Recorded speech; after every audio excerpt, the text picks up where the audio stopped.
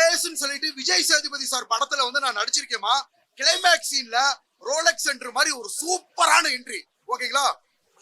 நடிப்ப ரக்கன watermelon ஸ்டார முதல்ல மக்கள் Selvan Vijay Sethupathi sir படத்துல அறிமுகமாகிறது ரொம்ப சந்தோஷமாவும் ஹாப்பியா இருக்குமா. எப்படி சூர்யா சார் ரோலக்ஸ் என்ட்ரி கொடுத்தாரு, அந்த மாதிரி ஏசுன்ற படத்துல நம்மளோட என்ட்ரி சூப்பர் என்ட்ரி. சோ அந்த வாய்ப்பை கொடுத்த director Arumugakumar, director cum producer ஆறுமுககுமாருக்கும் அசிஸ்டன்ட் டைரக்டர் செல்லவேலுக்கும் என்னோட மனமார்ந்த நன்றியை தெரிவிச்சுக்கிறேன்.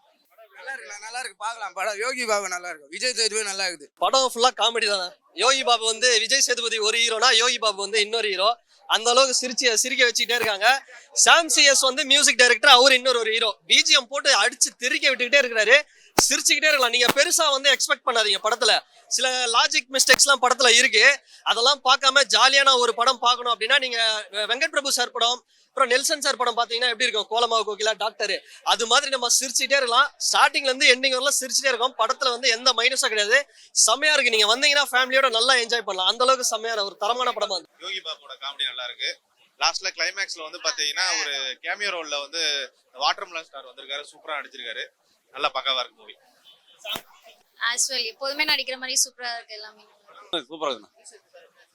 சூப்பரா இருக்கு. அறிமுக நல்லா சூப்பரா படத்துல சூப்பரா இருக்கிறாரு. ஹீரோ மாதிரி இருக்கிறாரு. எல்லாம் நல்லா இருக்கிறாரு. நல்லா இருக்கிறாரு. காமெடியா சூப்பரா இருக்கு. ரெண்டு பேரும் சூப்பரா இருக்கு. நல்லா இருக்கு. ஓகேண்ணா. இன்னொரு பார்க்கலாமா இது படம்?